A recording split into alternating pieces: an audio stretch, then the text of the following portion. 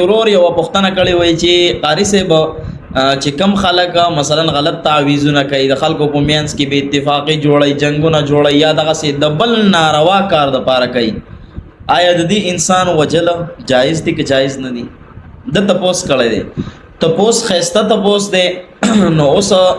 دته جواب د پاره ز یو څو ټکي وضاحت کوم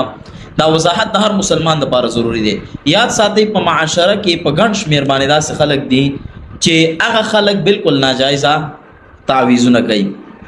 اوس یاد ساتئ څه ګناهګار خدا عامل لیکم چې ناجایزه تعویذونه کوي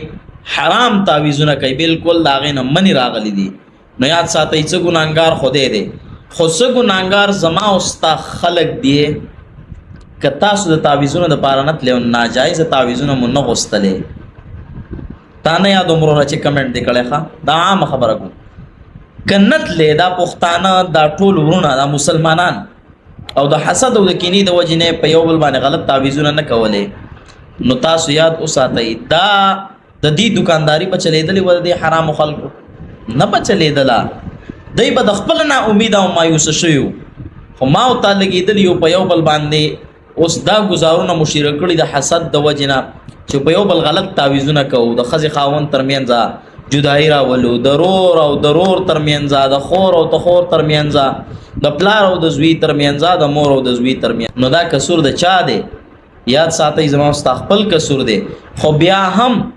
د یو غلط تعویذګر کم چې شرکیت تعویذونه کوي په خلکو د پاره کم چې د خلکو د پیسو د حصول د پاره ناجایز عملونه کوي ناجایز تعویذات کوي بالکل د شریعت خلاف کارونه کوي یاد ساتئ دغه تعویذګر خدای ته غټ جوابدeh دی مجرم دی ډیر لوی ظالم انسان دی د خدای پاک لورزي دوه ورځې ژوند دی دا ژوند به تیر شي بیا دا غینه پس هیڅ سهارا به پیدا نه کی په آخرت کې چې هغه سهارې ته د پناه واخلي اول تزان پټ کی او بیا د خدای پاک د پکړ نزان او ساتي دا سې کلم نشي کېده کته په هر ملک ورور اعظم په پاکستان کې الحمدلله د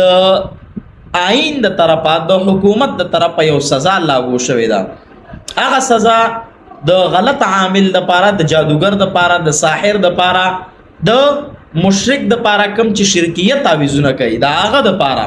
دا سزا ده کچرته گیر شو داغه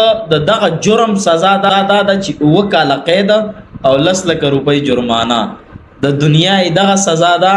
او د آخرت سزا یې څه ده د آخرت سزا یې دومره لویه ده چې